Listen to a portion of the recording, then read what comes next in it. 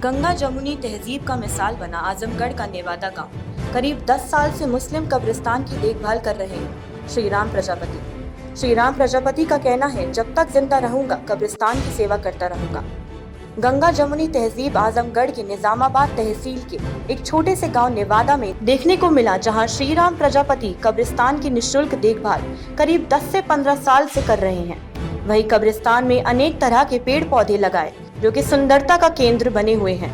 वहीं एक छोटा सा होद बनाकर मछली भी पाली हुई है, जिसे लोग देखने के लिए काफी दिलचस्पी रखते हैं।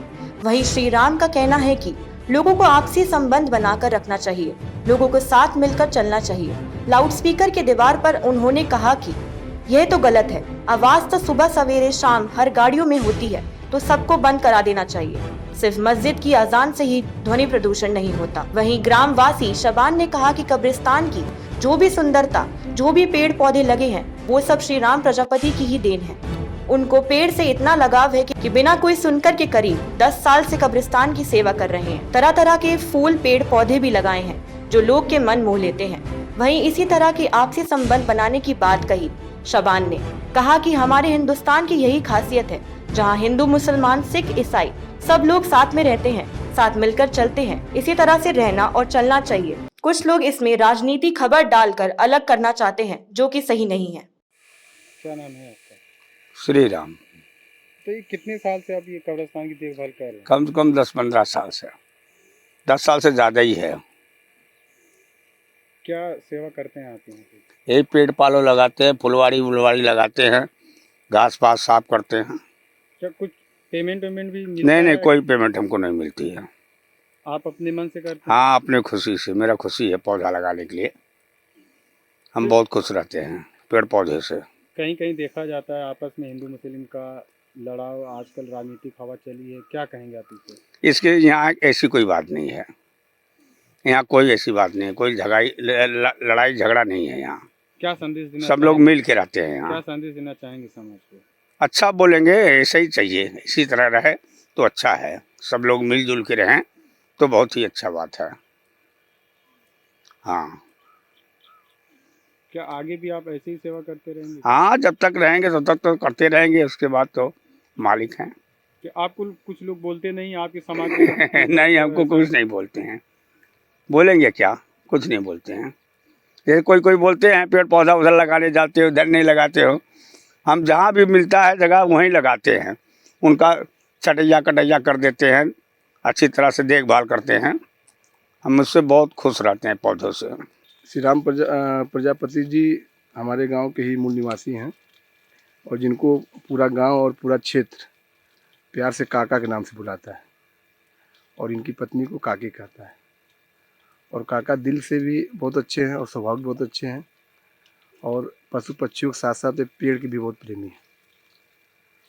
मेरी अब तक की जानकारी में जो समय रहा ज़िंदगी का, मैंने काका को हमेशा पेड़ पक्षियों के साथ पौधों की भी सेवा करते हुए देखा है।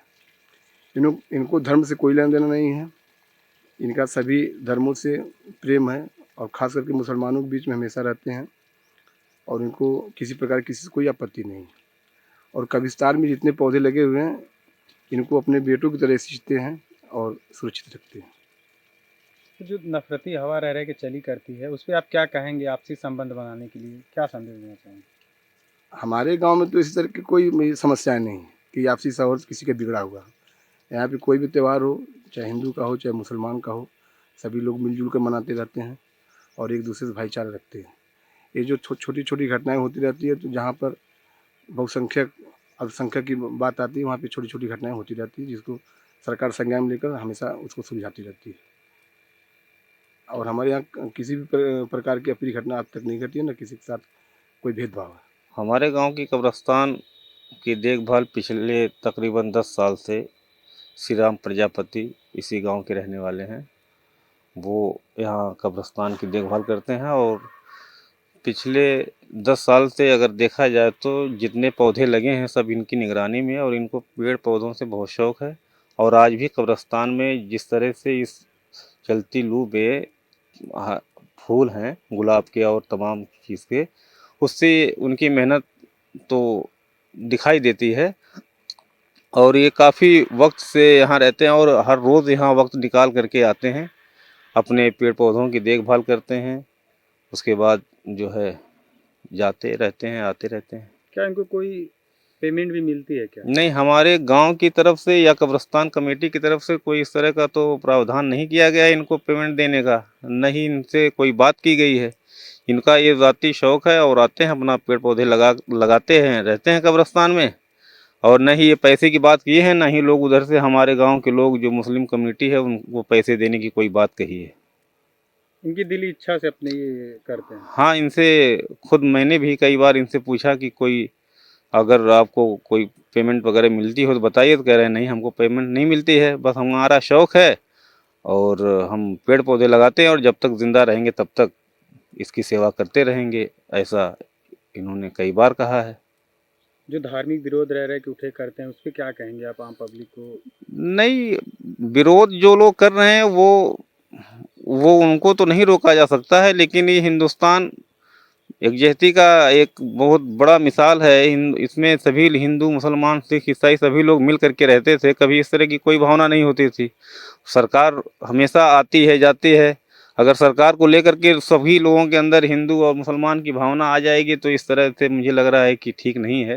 ये समाज को दूषित करने वाले लोग हैं, जो कुछ लोग आकर के यहाँ पे गंदगी फैलाते हैं। वैसे हिंदुस्तान जो है वो बहुत खूबसूरत मुल्क है, जिसमें सभी लोग रहते हैं और किसी इस तरह की कोई विवाद कभी नहीं हुआ है।